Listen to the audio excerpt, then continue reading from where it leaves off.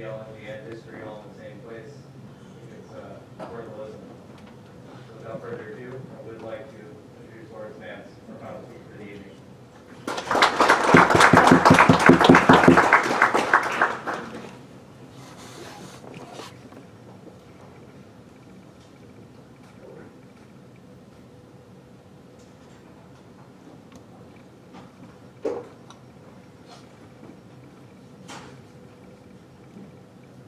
Perspective is going to be a little different than the first two speakers. I want to talk to you tonight about libertarianism and the war on drugs. I'm grateful for the invitation to speak tonight about a subject that I have continually written about for many years. And if you didn't pick up a copy, you can get a free copy of my book, The War on Drugs is a War on Freedom. We have some left out on the table. I want to thank each and every one of you students for coming to this program. I want to talk about one of the most senseless, wasteful, and destructive things that I can think of. The government's war on drugs. Which government? All of them. Federal, state, and local. But primarily I want to talk about the federal government. Let me begin by making 3 statements that might on the surface seem to be quite radical. Number 1, the war on drugs is a war on the free market, a free society, and freedom itself. Number 2, the war on drugs is a monstrous evil that has ruined more lives than drugs themselves. And number 3, all drugs, not just marijuana, should be perfectly legal. If you oppose drugs, you should oppose the war on drugs even more. If you consider drugs to be dangerous, you should consider the war on drugs to be even more dangerous. If you believe that drug use is destructive, you should believe that the war on drugs is even more destructive. If you think that using drugs is immoral, you should think that the war on drugs is even more immoral. If you think that abusing drugs is a sin, you should think that the war on drugs is a greater sin. Now, it is unfortunate that whenever I speak about the drug war, I have to begin by explaining that I don't say the things I do because I'm a pothead who feigns sickness to get access to medical marijuana, or a drug addict who just wants to be able to legally get high, or a businessman who seeks to gain financially from drug legalization. I have no agenda other than freedom. So, lest there be any misunderstanding, let me make myself perfectly clear. I neither use nor sell mind-altering, behavior-altering, or mood-altering substances, nor recommend that anyone else use them either. And not only do I not use or sell what are classified by the government as illegal drugs, I wouldn't use or sell them if they were legal, and would prefer that no one else do so either. I'm even skeptical about the health benefits of most legal drugs, prescription or over-the-counter. Even though I consider the use of any drug for any reason other than because of a medical necessity to be dangerous, destructive, and immoral, I consider the government's war on drugs to be even more dangerous, destructive, and immoral. And even though I neither advocate nor condone the use of mind-altering, behavior-altering, or mood-altering substances, I don't think anyone should support the government's war on drugs any more than they should support the government's wars on obesity, cholesterol, trans fat, tobacco, salt, and liquids over 3.4 ounces on airplane flights. Okay, so now that you're certain that I don't want kids to use drugs, that I would rather air traffic controllers not smoke weed on their brakes, that I don't want school bus drivers to snort coke before their shift, and that I would prefer that Americans don't walk around all day stoned out of their mind, I can talk about libertarianism and the war on drugs. I want to first look at the drug war, then introduce you to libertarianism, and finally to tell you what libertarianism says about the drug war. Then I want to conclude by asking two important questions. First of all, the drug war. The war on drugs was officially announced by President Nixon in 1971. Speaking at a press conference at the White House, Nixon declared, "America's public enemy number one in the United States is drug abuse. In order to fight and defeat this enemy, it is necessary to wage a new all-out offensive."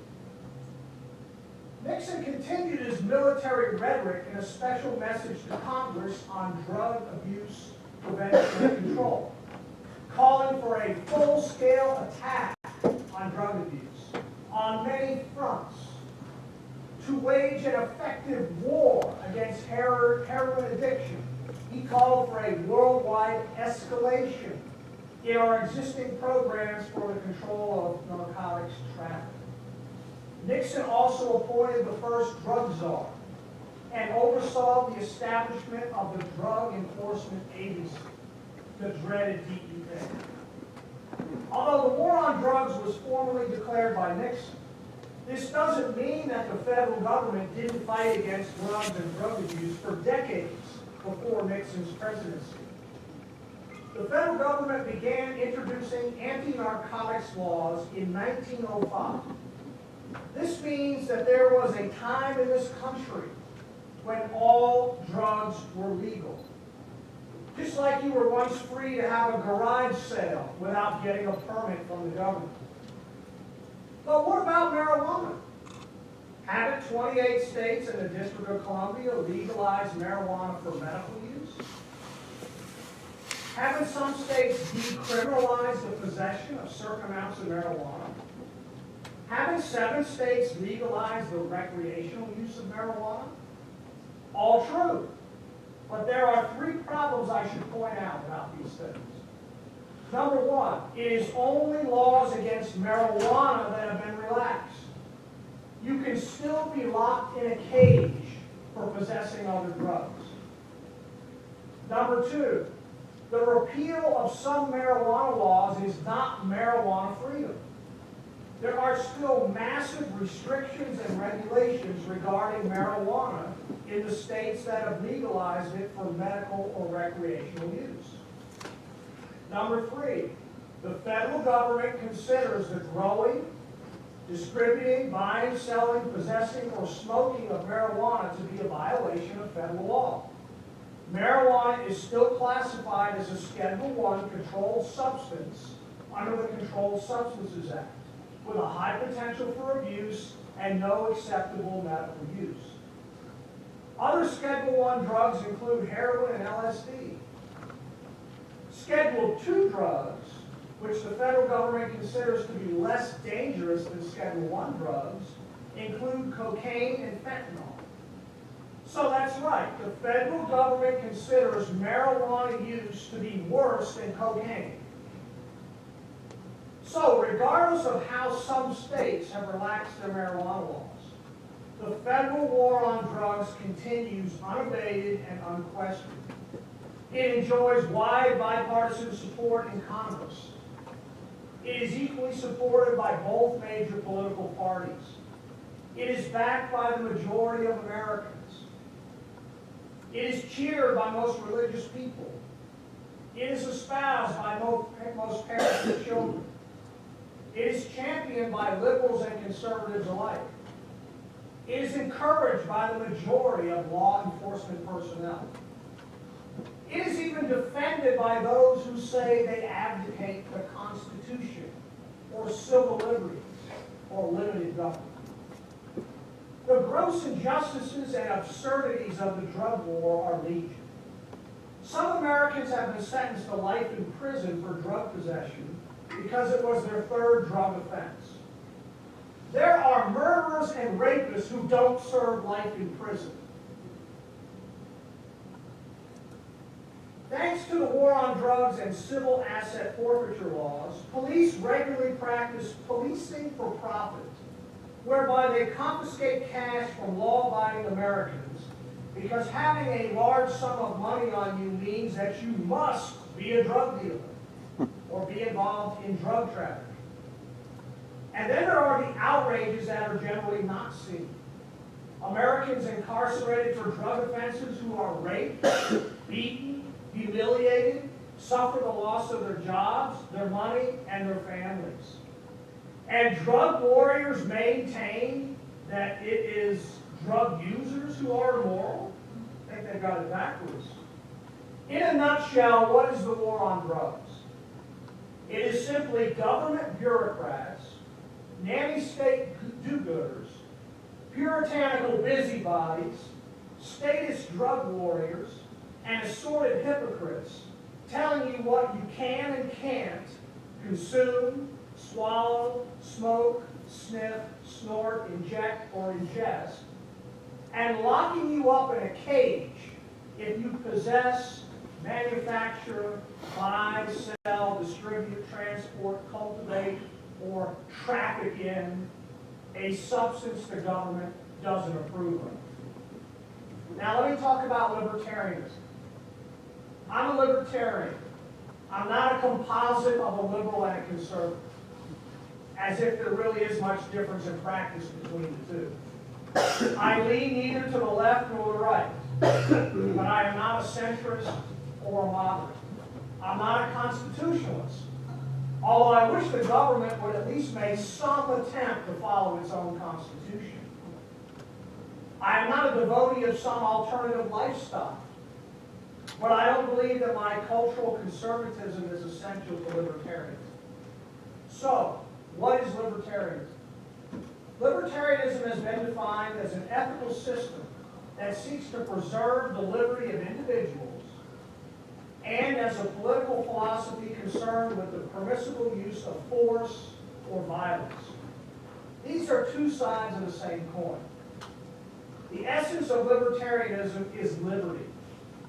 Libertarianism is the philosophy which says that people should be free from government interference, to live their lives any way they desire, pursue their own happiness, accumulate wealth, assess risk and make their own choices, engage in any economic activity for their profit, and spend the fruits of their labor as they see fit, as long as their actions are peaceful, their associations are voluntary, their interactions are consensual, and they don't violate the personal or property rights of others.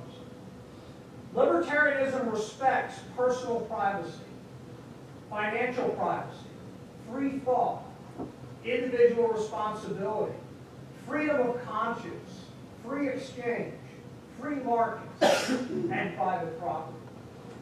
Libertarianism celebrates individual liberty, personal freedom, peaceful activity, voluntary interaction, laissez-faire, free enterprise, free assembly, free association, free speech, and free expression, as long as they don't violate the personal or property rights of others.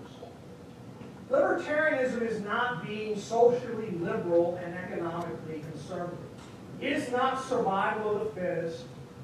Libertarianism is not utopianism or selfishness or hedonism or licentiousness or materialism or nihilism or anarchy or pacifism or isolationism.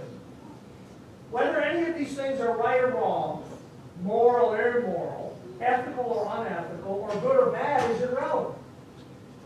Libertarianism has nothing to do with anyone's lifestyle, tastes, vices, sex life, traditions, religion, aesthetics, or social attitudes. An individual libertarian might be a moral relativist, as might an individual liberal or conservative. But libertarianism as a political philosophy cannot be said to be immoral. No political ideology has a monopoly on vice, immorality, bad habits, or questionable behavior. The creed of libertarianism is non-aggression. Freedom from aggression and violence against person and property as long as one respects the person and property of others. The principle undergirding the libertarian philosophy is what is known as the non-aggression principle, or axiom. It is wrong to threaten or initiate violence against a person or his property without his permission. It is the non-consensual initiation of aggression against the person or property of others that is always wrong. Boxing and mixed martial arts are violent sports where the initiation of aggression against one's opponent is the whole purpose of the event. But the violence is consensual. By stepping in the ring, one fighter is granting the other fighter permission to use violence against him. The non-aggression principle is designed to prohibit someone from infringing upon the liberty of another. It is the core premise of the philosophy of libertarianism. Aggression is theft, fraud, the initiation of non-consensual violence, or the threat of non-consensual violence. Violence is only justified against violence. No violence may be used against a non-aggressor. Force is justified only in defense or retaliation, but is neither essential nor required. You can chase a burglar away instead of shooting him. Force is also proportional. You can't just kill someone because he walks across your lawn.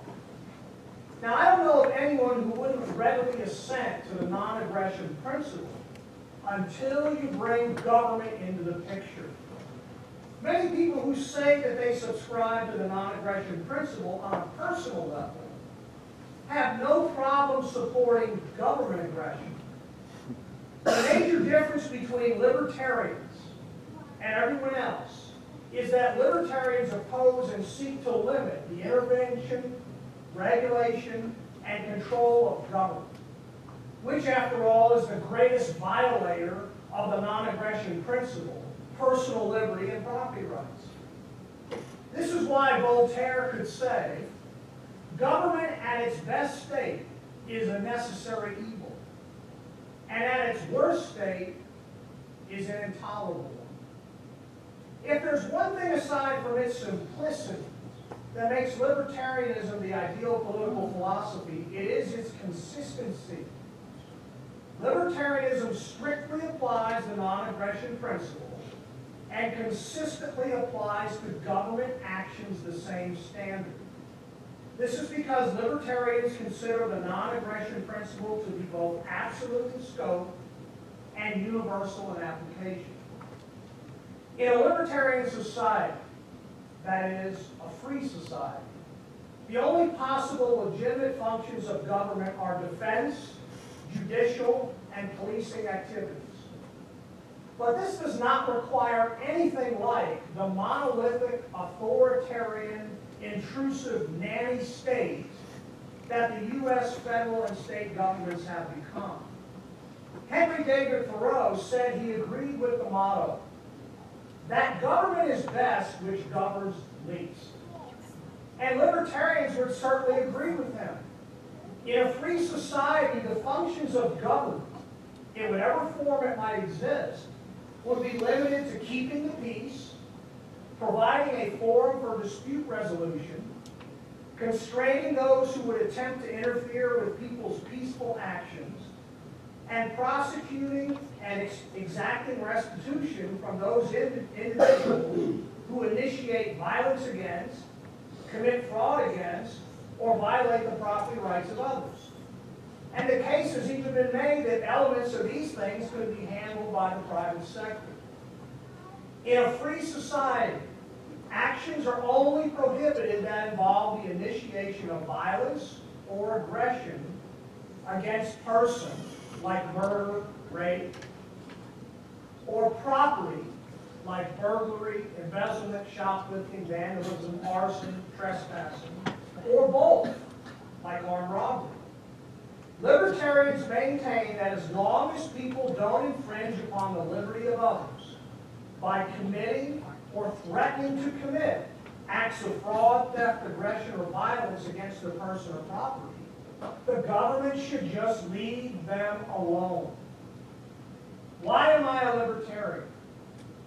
Unlike the typical liberal or conservative, I don't believe it is appropriate for the government to arrest, fine, imprison, or otherwise punish people for engaging in entirely private, peaceful, voluntary, and consensual actions that do not aggress against the person or property of others.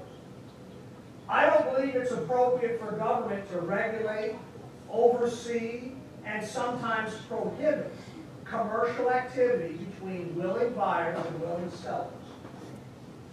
I don't believe it is appropriate for government to take people's resources against their will, by force if necessary, and transfer or redistribute them to other citizens or foreigners as the government sees fit. So, what do libertarians say about the drug war? Libertarians may have their disagreements, most of them minor or petty, but if there is one thing that libertarians are unanimous on, it is the tremendous evil that is the government's war on drugs. Not so, say liberals and conservatives, the drug war is necessary because drugs are addictive, they're unhealthy, they're dangerous, they are bad habits, and they are self-destructive. Yes, they are, says the libertarian. Drugs are addictive, like caffeine. They're unhealthy, like high fructose corn syrup. Drugs are dangerous, yeah, like snowboarding. Drugs are a bad habit, yeah, so is biting your fingernails. Drugs are self-destructive, yeah, like smoking cigarettes. So why are liberals and conservatives not adamant about the government sending people to prison for doing these things? Why just the drugs? But, continues the liberal and conservative, using drugs may lead to premature death. You mean like using alcohol, replies the libertarian? But using drugs may cause harm to your children. You mean like divorce? But using drugs has societal costs. You mean like obesity? But using drugs may lead to financial ruin. You mean like using credit cards can do the same thing? But using drugs may lead to crime. You mean like gambling can lead to crime? But using drugs may have unintended consequences. You mean like having casual sex? But using drugs may kill you. You mean like using prescription drugs can kill you?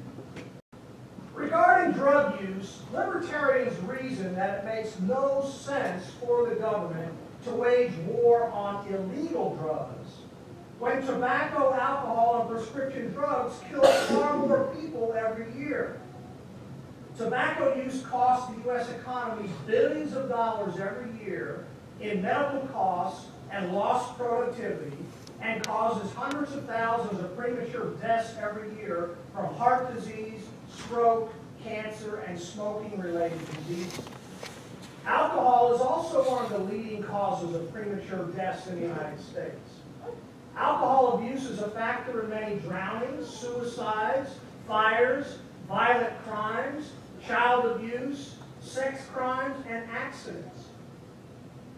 More than 100,000 Americans die every year from drugs prescribed and administered by physicians. More than 2 million Americans a year have in-hospital adverse drug reactions. And hundreds of Americans die every year from reactions to aspirin and other pain relievers. Why doesn't the federal government declare war on aspirin?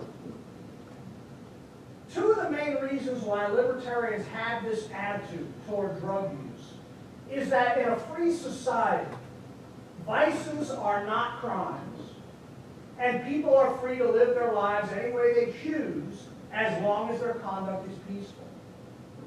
First of all, in a free society, every crime would have a tangible and identifiable victim, not a potential or possible victim, and measurable damages. There would be no such thing as nebulous crimes against nature, society, or the state. Having bad habits exercising poor judgment, engaging in dangerous activities, and committing vices are not crimes. Government attempts to protect people from these things always lead to greater evils. And second, in a free society, individuals, not government bureaucrats, are free to decide what risks they want to take and what behaviors they want to practice.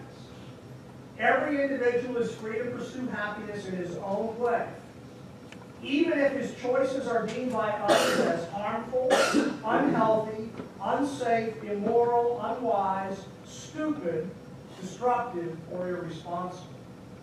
What people do in the privacy of their own homes is their business, as long as their actions don't infringe upon the rights of others. Libertarians are weary of pointing out the failures of the war on drugs.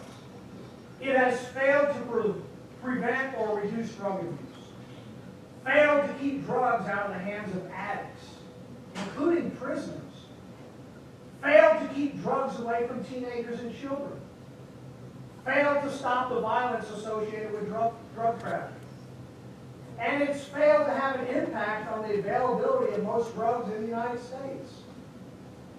But libertarians also acknowledge the successes of the war on drugs.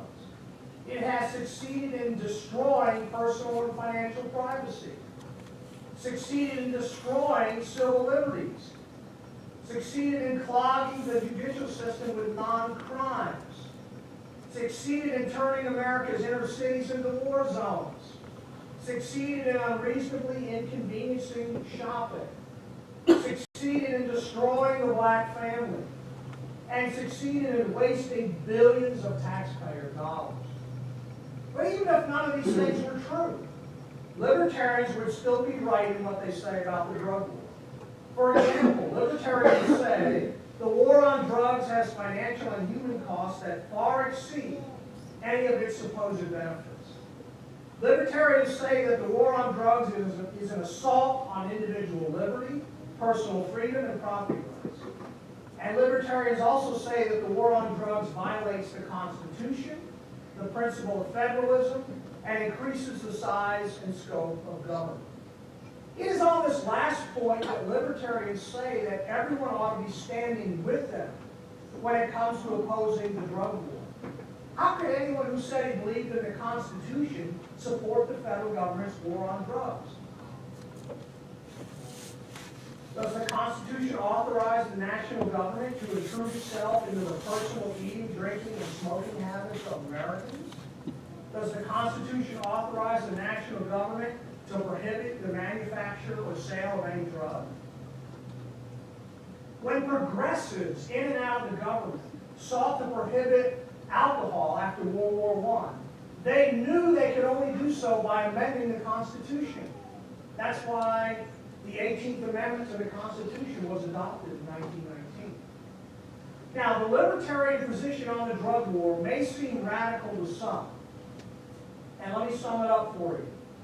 Number one, there should be no laws at any level of government for any reason regarding the buying, selling, growing, possessing, transporting, manufacturing, advertising, using, or possessing of any drug for any reason. Amen. Number two, it is not the proper role of government to prohibit, regulate, restrict, or control what anyone desires to eat, drink, or smoke, or ingest into his mouth, nose, veins, or lungs. Number three, the war on drugs should and could be ended immediately and completely. All drug laws should be repealed. All nonviolent drug offenders should be pardoned and released from prison. And number four, there should be a free market in drugs without any government interference, regulation, taxing, or licensing.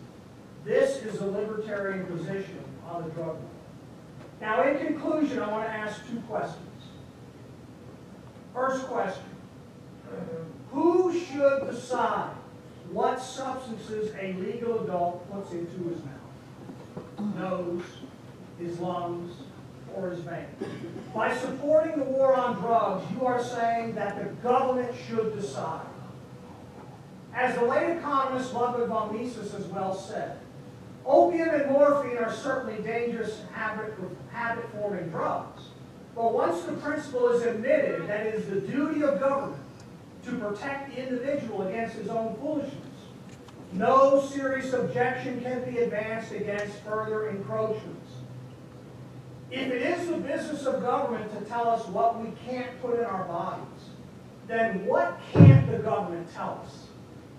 Second question, whose job is it to keep kids from using drugs? By supporting the war on drugs, you are saying that it is the government's job. But if it is the job of government to keep kids safe from drugs, why is it not likewise the job of government to keep kids safe from violent video games, or internet porn, or risque movies, or filthy music, or raunchy novels? Or perhaps keeping kids safe from these things is the job of parents with the help of churches, friends, and family.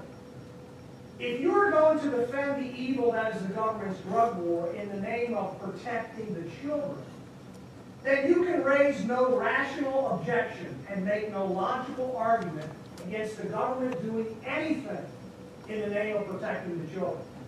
Now let me close with this. True freedom includes the freedom to engage in wrong, immoral, sinful, unhealthy, or stupid behavior. Use medical marijuana, or simply get stoned out of your mind, as long as you don't violate the personal or property rights of others, and that you assume responsibility for the consequences of your actions. The war on drugs is ultimately not a political issue, or a social issue, or an economic issue, or a cultural issue. The war on drugs is a freedom issue. The war on drugs is a war on freedom. Legalize freedom, legalize drugs.